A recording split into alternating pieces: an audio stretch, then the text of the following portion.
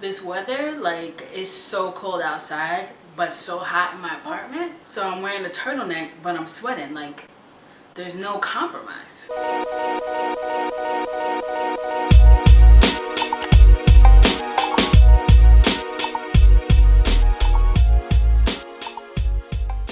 Hey guys, it's Andrea and welcome back to my channel. If this is your first time joining us, make sure you subscribe to stay up to date on all of our latest videos. So we have a very special guest today because this video is all about Michael.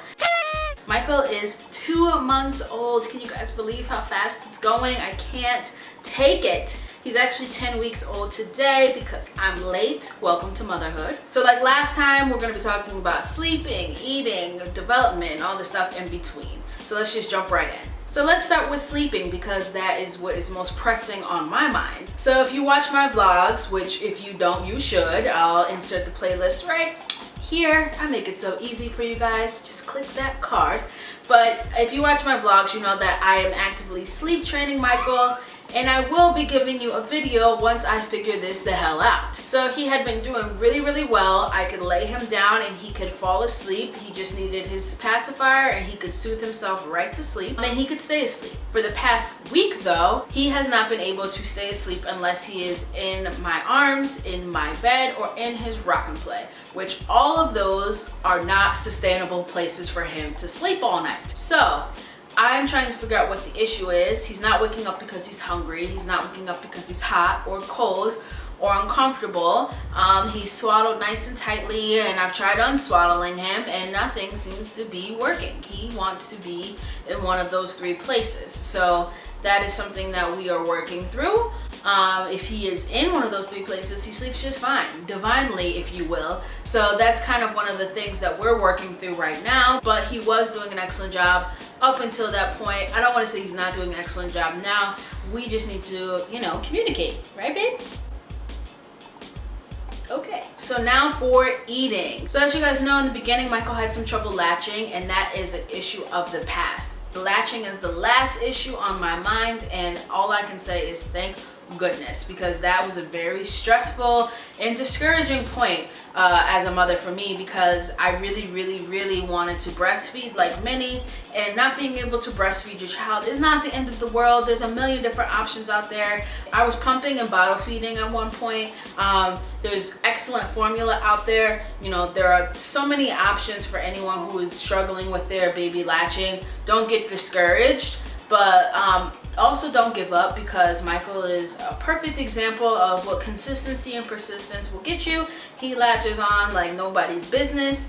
But the issue with Michael's eating is he is on this wonky schedule these days. So instead of just taking 20 minutes to do a nice long feed, he eats for about 5 minutes, then he either falls asleep, gets distracted, whatever the case may be, he stops eating. And he won't take the boob again for another like 30 minutes. And then he'll cry and he wants to eat again. And that will continue on, you know, all day long. During the day, actually, it's a little bit better, but starting from about 5 p.m., he is on and off the boob for like hours.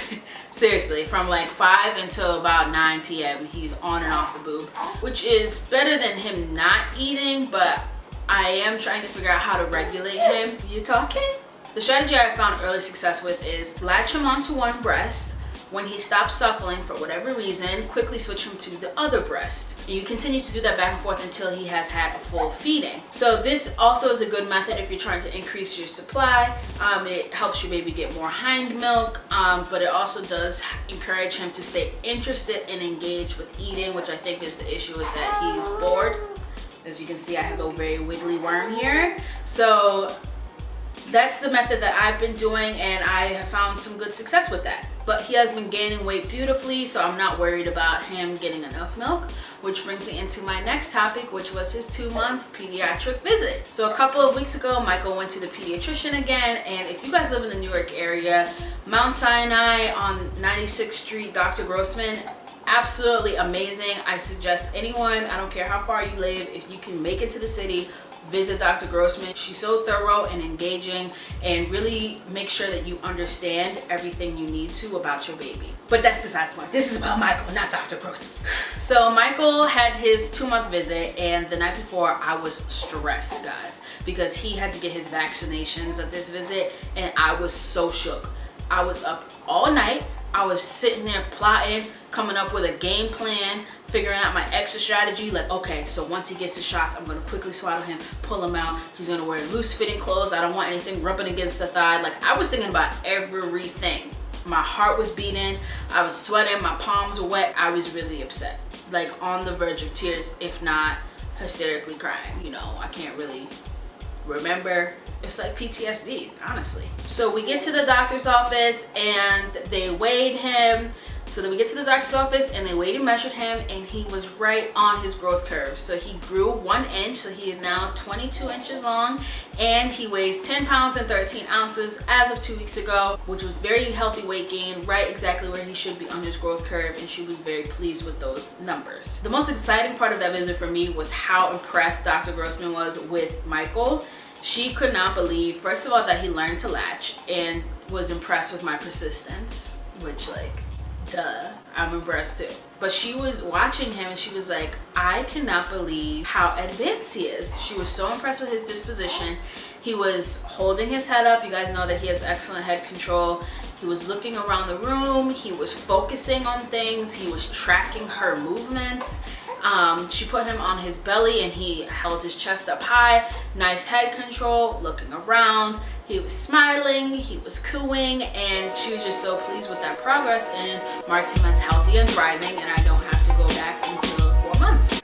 I forgot to mention that he did an excellent job with his shots. He stopped crying literally instantly after it, so what a strong little man, yay! So it was a really excellent visit. I was so happy. You know, if you guys follow me on Snapchat, you've already heard all of this. If you don't, you know, you're late. But, you know, I gave you the tea anyway because you clicked on this video, which I also appreciate. But, you know, show a little more love, would you? But that's a great transition into his development. I can't say enough how proud I am of Michael. And I know that's silly and everyone's proud of their babies, but I am really proud of him. And when I watch him track things and do his tummy time, and you know how engaged he is, and now he's cooing and talking to me and all the smiles, you know, it really does help you as a new mom get that gratification, because when you first have a baby, it's like you're doing everything and there's literally no reward. It's like this little tiny baby is just draining you for all you got. And when you are up all night and your baby wakes you up at 4 o'clock in the morning and you look in that bassinet and you're like, what do you want from me? And you just get a big huge smile. It's like, okay, that's all you had to say, sir. This is all worth it now. It's amazing what a little smile can do. No teeth required. Honestly, it's just the best feeling in the world. It makes all that stuff you're doing 1000% worth it. And it just makes you feel warm and fuzzy. Especially now he's starting to smile when he sees me, like he knows who I am. He is very attached to my husband, despite my jealousy. You know, I don't want to be jealous of my husband. I don't want to be that way. I just am. Let me know if anyone else feels this way. I am the one who puts in the 24-hour work. I'm the one here wiping the spit up, changing the diapers, and every night around 6 p.m., it's like Michael knows that Abubakar is coming home soon, and then he starts rejecting me. And if there's one thing about me, I cannot take the rejection. So I feel a little jealous when Michael's eyes light up when he sees Abubakar, and he starts crying when I hold him. Like, what about me?